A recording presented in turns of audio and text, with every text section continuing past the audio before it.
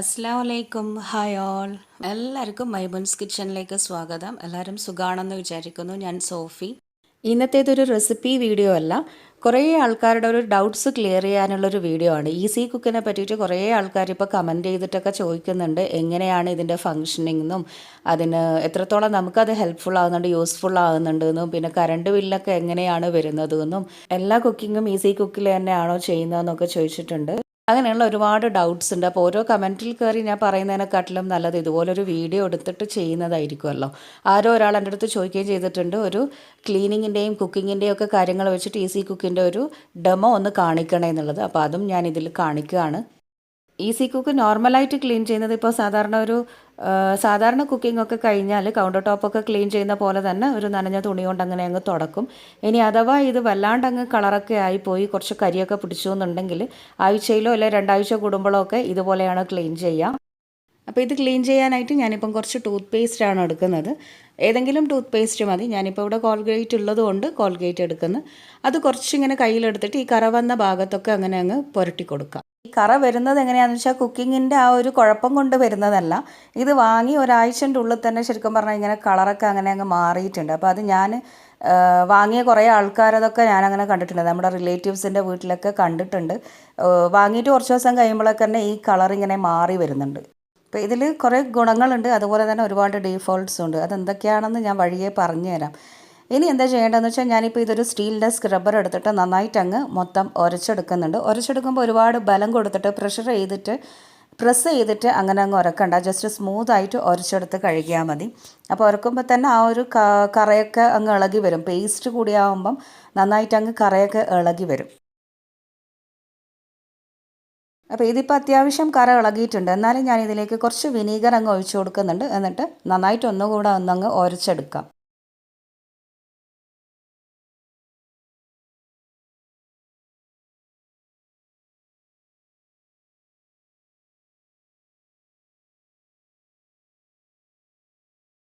ഇനിയിപ്പോൾ വിനീഗർ ഇടുമ്പം അതിൻ്റെ കൂടെ കുറച്ച് ബേക്കിംഗ് പൗഡറും കൂടെ ഇട്ടിട്ട് കഴുകി കഴിഞ്ഞാൽ ഇത് നന്നായിട്ട് ക്ലീൻ ആവും. അപ്പോൾ വിനീഗർ ഇട്ടതിൻ്റെ കൂട്ടത്തിൽ ഞാനിപ്പം കുറച്ച് 1/2 ടീസ്പൂണോളം ബേക്കിംഗ് പൗഡറും കൂടെ ഇട്ട് കൊടുക്കുന്നുണ്ട്. എന്നിട്ട് എല്ലാ ഭാഗവും നന്നായിട്ട് അങ്ങ് ഉരച്ചെടുക്കുന്നുണ്ട്. അതിൻ്റെ സൈഡും ആ ഒരു ചിലയിടത്തൊക്കെ കറ ഇങ്ങനെ വരും, ആ ഒരു എണ്ണമയമൊക്കെ ഉണ്ടാവും. അപ്പോൾ അതൊക്കെ പോയി കിട്ടാൻ ഈ ബേക്കിംഗ് പൗഡറും വിനീഗറും മിക്സ് നല്ലതായിരിക്കും. അങ്ങനെ ഇതിപ്പോൾ എല്ലാ ഭാഗത്തേക്കും ഇട്ടിട്ട് നന്നായിട്ട് അങ്ങ് ഉരച്ചെടുത്തിട്ടുണ്ട്. ഇനി ഇത് കഴുകി കളയണം. അപ്പോൾ ഞാനിപ്പോൾ ഇത് കഴുകാനായിട്ടൊരു സ്ക്രബ്ബർ എടുത്തിട്ടുണ്ട്. സ്ക്രാച്ച് പ്രൂഫിൻ്റെ ഒരു സ്ക്രബ്ബർ തന്നെയാണ്. അതെടുത്തിട്ട് ഈ അഴുക്കൊക്കെ ആദ്യം ഒന്ന് നന്നായിട്ട് വടിച്ചെടുത്തിട്ട് കഴുകിയെടുക്കാം. ഇനിയിപ്പോൾ ഇത് കൗണ്ടറൊക്കെ തുടക്കുന്ന ഒരു തുണിയാണ് ഞാൻ എടുത്തത്. അത് നന്നായിട്ട് ഉണങ്ങിയിട്ടുള്ള തുണിയാണ്, ഡ്രൈ ആയിട്ടുള്ള തുണിയാണ്. അത് വെച്ചിട്ട് ആദ്യം അതൊക്കെ ആ അഴുക്ക് ബാക്കിയുള്ളതൊക്കെ അങ്ങ് എടുത്തിട്ട് പിന്നെ ഒന്ന് നന്നായി ആ തുണി കഴുകിയതിന് ശേഷം നനച്ചിട്ട് വീണ്ടും നന്നായിട്ടൊന്ന് കഴുകിയെടുത്തിട്ടുണ്ട്. അപ്പം മുകൾ ഭാഗം നന്നായിട്ട് ക്ലീൻ ആയിട്ടുണ്ട്. ഇതിൻ്റെ ബാക്ക് സൈഡിൽ വരുന്ന ആ ഒരു ഫാൻ ഒരുപാട് അങ്ങ് നനഞ്ഞ തുണിയിട്ടിട്ട് അങ്ങനെ അങ്ങ് കഴുകണ്ട. ഞാനിപ്പോൾ ഒരു ബ്രഷ് എടുത്തിട്ടുണ്ട്, കിച്ചണിൽ യൂസ് ചെയ്യുന്ന ഒരു പഴയ ബ്രഷാണ്. അതെടുത്തിട്ട് ഈ ഫാനിൻ്റെ സൈഡൊക്കെ നന്നായിട്ടൊന്നങ്ങ് തുടച്ചെടുക്കുകയാണ്. കാരണം ഇടയ്ക്കിടെ എന്തെങ്കിലും പൊടികളൊക്കെ ഉണ്ടാവും. അപ്പോൾ അത് നന്നായിട്ട് അങ്ങ് തുടച്ചിട്ട് ഒന്ന് കഴുകിയെടുക്കാം. അങ്ങനെ ഈസി കുക്ക് ഇപ്പം നന്നായിട്ട് കഴുകി വെച്ചിട്ടുണ്ട്. പിന്നെ ആ ഒരു മുകളിൽ കാണുന്ന കറ എന്തായാലും പോവുകയില്ല. അത് ഒരാഴ്ച കൊണ്ട് തന്നെ ഇങ്ങനെ ഒരു കറ വന്നതാണ്, എന്താണെന്നറിയില്ല. എന്തായാലും ക്ലീനാക്കി വെച്ചിട്ടുണ്ട്, നല്ല എണ്ണമയമൊക്കെ പോയിട്ടുണ്ട്. ഇനി നമുക്കിത് ഓണാക്കിയിട്ടുണ്ട്. ഇത് കഴുകുമ്പോൾ ഒരിക്കലും നമ്മൾ പ്ലഗ് കുത്തിയിട്ട് ഓണാക്കി വെച്ചിട്ടൊന്നും കഴുകാനും തുടക്കാനും നിൽക്കരുത്. അത് ഓഫാക്കി പ്ലഗ് ഊരിയതിന് ശേഷം മാത്രമേ കഴുകാനും തുടക്കാനും ഒക്കെ നിൽക്കാവൂ. അപ്പോൾ ഇതിപ്പോൾ ഞാൻ സ്വിച്ച് ഓൺ ആക്കിയിട്ടുണ്ട്. ഇനി ഇതിലെന്തെങ്കിലുമൊക്കെ കുക്ക് ചെയ്യുമ്പോഴാണ് നമുക്കിതിൻ്റെ ആ ഒരു ഫങ്ഷൻസ് എന്തൊക്കെയാണ് എന്നുള്ളതും ബട്ടൺസ് എങ്ങനെയാണ് വർക്ക് ചെയ്യേണ്ടതെന്നും ഒക്കെ പറഞ്ഞുതരാൻ പറ്റുള്ളൂ. അപ്പം ഞാനിപ്പോൾ എന്തായാലും ഉച്ചക്കത്തെ ചോറിന് വേണ്ടിയിട്ടുള്ള വെള്ളം അതിൽ തിളപ്പിക്കാനായി വെച്ചിട്ടുണ്ട്. ഇതിലുള്ള ആ ഒരു കൺട്രോൾ പാനലാണ് ഈ കാണുന്നത്. ആ ഒരു റെഡ് കളറിൽ സൈഡിൽ കാണുന്നത് ഓൺ ഓഫ് ബട്ടണാണ്. പിന്നെ അതിൻ്റെ കൂട്ടത്തിൽ തന്നെയുള്ള ഈ ഒരു കൺട്രോൾ പാനലിലാണ് പല ഫങ്ഷൻസ്, അതായത് നമുക്ക് ഫ്രൈ ചെയ്യാനുള്ള ആ ഒരു മോഡിലാക്കാം. ക്വിക്കായിട്ട് ഫ്രൈ ചെയ്യണമെങ്കിൽ ആ ഒരു മോഡ്, സൂപ്പ് ഉണ്ടാക്കുന്നതിൻ്റെത്, പിന്നെ ബോയിൽ ചെയ്യാനുള്ളത്, സ്ലോ ഫയറായിട്ട് ഏറ്റവും കുറഞ്ഞ തീയിൽ നമുക്ക് കുക്ക് ചെയ്തെടുക്കാൻ, പിന്നെ കീപ്പ് വാമിംഗ് ഉണ്ട്. അതുപോലെ തന്നെ ടൈമർ സെറ്റ് ചെയ്തിട്ട് വെക്കാം. അപ്പോൾ ഓഫ് ഓൺ ബട്ടൺ ഒരു സൈഡിൽ, ടൈമർ വേറൊരു സൈഡിൽ, അതിൻ്റെ ഉള്ളിലാണ് ഈ ഒരു കൺട്രോൾ പാനൽ ഉള്ളത്. പിന്നെ മുകളിൽ കാണുന്ന 2 ബട്ടൺസ് എന്തൊക്കെയാണെന്ന് വെച്ചാൽ പ്ലസ് മൈനസ് എന്ന് പറഞ്ഞിട്ട് അത് ആ ഒരു ഹോട്ട് പോട്ട് നോർമൽ മോഡിൽ നിന്നുകൊണ്ട് തന്നെ നമുക്ക് ടെമ്പറേച്ചർ കൂട്ടുകയും ചെയ്യാം, ഏറ്റവും കുറച്ചിട്ടും ആക്കാം. അപ്പം പ്ലസ് ബട്ടൺ പ്രസ് ചെയ്ത് കഴിഞ്ഞാൽ ഏറ്റവും കൂടുതലായിട്ട് നമുക്ക് പോകാം. 900 മുതൽ 1800 വരെ ആ ഒരു ടെമ്പറേച്ചർ ഉണ്ടാവും. പിന്നെ ആ ഒരു മൈനസ് ബട്ടൺ പ്രസ് ചെയ്ത് കഴിഞ്ഞാൽ ഏറ്റവും കുറഞ്ഞിട്ട് 100 വരെയും ടെമ്പറേച്ചർ പോകും. പിന്നെ ഇതെന്താണെന്നുള്ളത് എനിക്ക് മനസ്സിലായിട്ടില്ല, യൂസ് ചെയ്യാറുമില്ല. 10 സെക്കൻഡാണ് കാണുന്നത്, അതിൽ കുക്ക് ചെയ്യുന്നത് 10 സെക്കൻഡിലായിരിക്കും എന്ന് വിചാരിക്കുന്നു. എന്താണെന്ന് സംഗതി മനസ്സിലായിട്ടില്ല. പിന്നെ സാധാരണ നോർമലായിട്ട് നമ്മൾ കുക്ക് ചെയ്യുന്ന ആ ഹോട്ട് പോട്ടിലാണ്. ഫ്രൈ ചെയ്യാനായിട്ടാണെങ്കിൽ 150 ഫ്രൈ ചെയ്യാം. ചെറിയ എന്തെങ്കിലും പൊരിച്ച മീനൊക്കെ ഫ്രൈ ചെയ്യാം എന്നല്ലാണ്ട് വലിയ ഫ്രൈ ഒന്നും നമുക്ക് പറ്റില്ല. അതായത് ഈ സ്നാക്സൊക്കെ പോലെ ഡീപ്പ് ഫ്രൈ ഒന്നും പറ്റില്ല.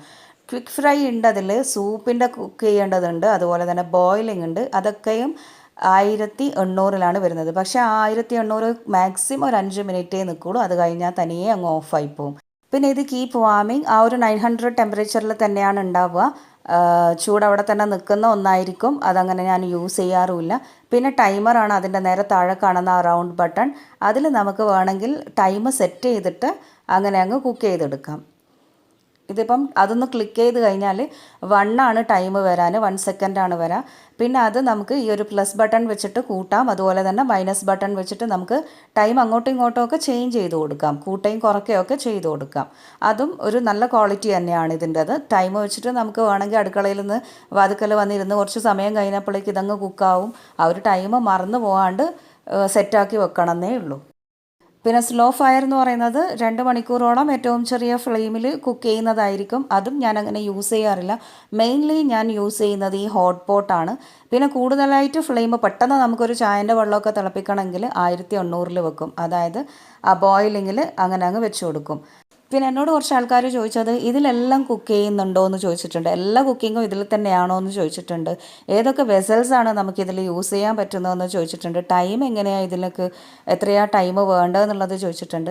എല്ലാം ഒന്നും ഞാനിതിൽ കുക്ക് ചെയ്യാറില്ല, അതിന് പറ്റുന്നുമില്ല ഈ ഒരു ഇൻഡക്ഷൻ കുക്കർ.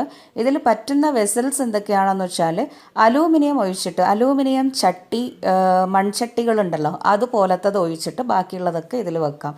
ഗ്ലാസ് വെക്കാൻ പറ്റില്ല, അലൂമിനിയം വെക്കാൻ പറ്റില്ല, മൺചട്ടി വെക്കാൻ പറ്റില്ല.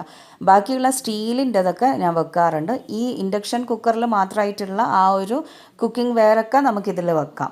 പിന്നെ കാസ്റ്റ് അയണിൻ്റെ പാത്രങ്ങളും ഇതിൽ വെക്കാൻ പറ്റും. അപ്പോൾ വെള്ളം പെട്ടെന്ന് ചൂടാവാനായിട്ട് ഞാൻ ബോയിലിംഗ് നിലയിലാണ് വെച്ചത്.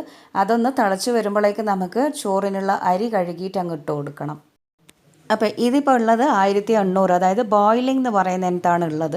അപ്പോൾ ഞാനിപ്പോൾ അരി കഴുകി ഇട്ടിട്ടുണ്ട്. ഇനി ഇതിപ്പം പെട്ടെന്ന് തന്നെ കുക്കായി വരുമോ എന്ന് നിങ്ങളത് കണ്ടോ. ഇതിങ്ങനെ 1800 മാക്സിമം ഒരു 2 3 അല്ലെങ്കിൽ ഒരു 5 മിനിറ്റ് മാത്രമേ ഇങ്ങനെ നിൽക്കുകയുള്ളൂ. അത് കഴിഞ്ഞ് കഴിഞ്ഞാൽ തനിയെ അങ്ങ് ഓഫാവും. ഇതാണ് ഈ ഒരു കണ്ടോ, ഇതിപ്പോൾ ഓഫായി. ഇതാണ് ഈ ഒരു ഇൻഡക്ഷൻ കുക്കറിൻ്റെ ഏറ്റവും വലിയൊരു മൈനസ്. അതുകൊണ്ട് നമുക്ക് വലിയ കാര്യങ്ങളൊന്നും ഇതിൽ കുക്ക് ചെയ്യാനൊന്നും പറ്റൂല.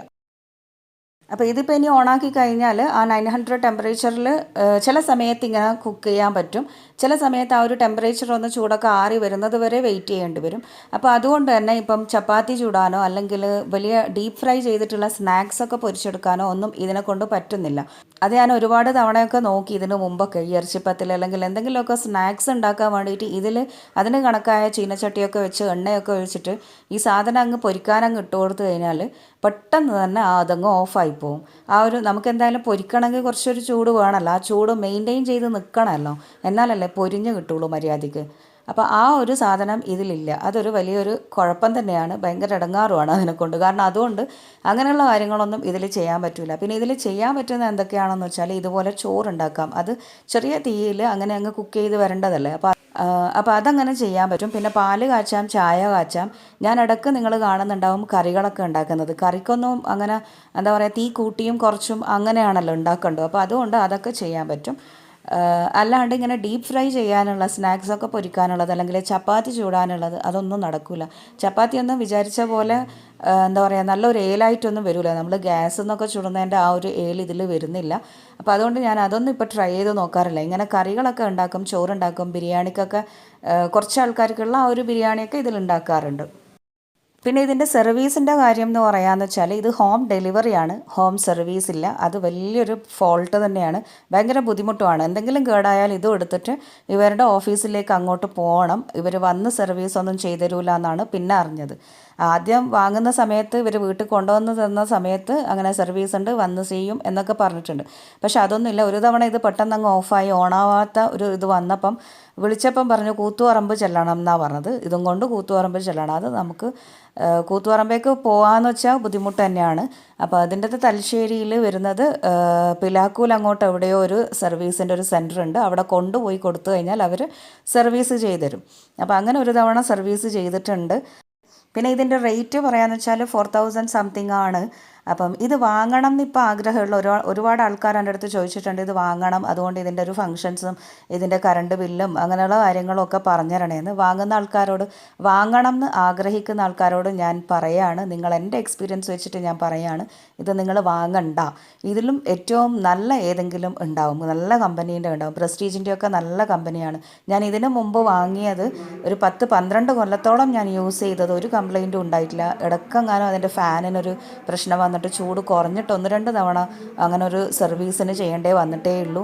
അത് ഇംപെക്സിൻ്റെ കമ്പനിയാണ്. നല്ല ഗ്ലാസ് ടോപ്പൊക്കെ ആയിട്ടുള്ള ഇമാതിരി കുഴപ്പങ്ങളൊന്നും അതിനില്ല. അപ്പോൾ അങ്ങനെയുള്ള ഏതെങ്കിലും നല്ല കമ്പനിയിലുള്ളത് വാങ്ങാൻ ശ്രദ്ധിക്കുക. ഇത് വാങ്ങണ്ടെന്ന് തന്നെയാണ് ഞാൻ സജസ്റ്റ് ചെയ്യുന്നില്ല ആർക്കും. മറ്റ് കമ്പനീൻ്റെത് ഹോം സർവീസൊക്കെ ഉണ്ടാവും, ഇതിൽ ഹോം സർവീസും ഇല്ല. പിന്നെ കറണ്ട് ബില്ല് എന്ന് പറയുന്നത് ഇവിടെ പൊതുവേ കറണ്ട് ബില്ല് കൂടുതലായതുകൊണ്ട് എനിക്കങ്ങനെ മാറ്റമൊന്നും മനസ്സിലാകുന്നില്ല. ഇതിനത്ര വലിയ കറണ്ട് ബില്ല് ഉണ്ട് എന്നും പറയാൻ പറ്റുന്നില്ല. മാഹിയിൽ പൊതുവേ പണ്ടൊക്കെ കറണ്ട് ബില്ല് ഏറ്റവും കുറവാണ്, ഇപ്പം ഭയങ്കരമായിട്ട് കൂടുതലായതുകൊണ്ട് ഇതിനായിട്ടൊരു കറണ്ട് ബില്ല് കൂടുന്നതെന്ന് പറയാൻ പറ്റില്ല. ഇത് വെച്ചതുകൊണ്ട് കറണ്ട് ബില്ല് കൂടുന്നതെന്ന് പറയാൻ പറ്റില്ല. എന്തായാലും നമുക്ക് വരുന്നത് ഒരു 1500 മാസത്തിൽ കറണ്ട് ബില്ല്. സാധാരണ കേരളത്തിൽ 2 മാസം കൂടുമ്പോൾ ഇവിടെ മാസത്തിലാണ് കറണ്ട് ബില്ല് മാഹിക്കാർക്ക്. അപ്പോൾ അതുകൊണ്ട് തന്നെ ഇത് വെച്ചത് കൊണ്ടാണ് കറണ്ട് ബില്ല് കൂടുതൽ എന്ന് പറയാൻ പറ്റുന്നില്ല. കറക്റ്റായിട്ട് തന്നെയാണ് പോകുന്നത്. പിന്നെ മെയിനായിട്ട് ശ്രദ്ധിക്കേണ്ടത് ഈ ഒരു ഫങ്ഷൻസാണ്. ഈ ഒരു ഫങ്ഷൻസ് ശ്രദ്ധിക്കുക. നമ്മളിത് വെച്ചുകൊണ്ടിരിക്കുമ്പം ചിലപ്പം E5 E4 E3 എന്നൊക്കെ പറഞ്ഞിട്ട് കാണും. അതെന്തൊക്കെയാണെന്നുള്ളത് ഇതിൽ തന്നെ എഴുതിയിട്ടുണ്ട്. അധികവും നമുക്ക് വരുന്നത് E5 ആണ്. ടെമ്പറേച്ചർ കൂടുതലാവുമ്പോൾ ഉള്ള ഒരു കുഴപ്പം ഞാൻ പറഞ്ഞില്ലേ, ഇതിനു മുമ്പ് സ്നാക്സൊക്കെ അങ്ങനെ പൊരിക്കാമെന്ന് വെച്ച് കഴിഞ്ഞാൽ E5 എന്ന് പറഞ്ഞിട്ട് വന്ന് കളയും. അപ്പോൾ ആദ്യമൊക്കെ ടെൻഷനായി, ഇതെന്താ വാങ്ങിയപ്പാട് ഇങ്ങനെ വലിയ പൈസയും കൊടുത്ത് വാങ്ങിയിട്ട് ഇങ്ങനെയുള്ള പ്രശ്നങ്ങൾ എന്താണെന്നുള്ളത്. അപ്പോൾ വിളിച്ച് ചോദിച്ചപ്പോഴാണ് പറഞ്ഞത് ഓവർ ടെമ്പറേച്ചർ എന്നുള്ളത്. മാനുവൽ നോക്കിയപ്പോൾ മനസ്സിലായി. അപ്പോൾ അതുകൊണ്ട് പൊരിക്കാനൊന്നും ഇതിൽ വെക്കാറില്ല. ഇതൊക്കെ തന്നെയാണ് ഇതിൽ പറയാനുള്ളത്. പിന്നെ മെയിൻലി ചൂട് കൂടുമ്പോഴുള്ള ഒരു പ്രശ്നമാണ് ഇതിന് മെയിനായിട്ടുള്ളത്. അതൊരു വലിയൊരു ഫോൾട്ട് തന്നെയാണ്. അപ്പോൾ അതിനെ ഓവർകം ചെയ്യാനുള്ള ഒന്നും ഇതിലില്ല.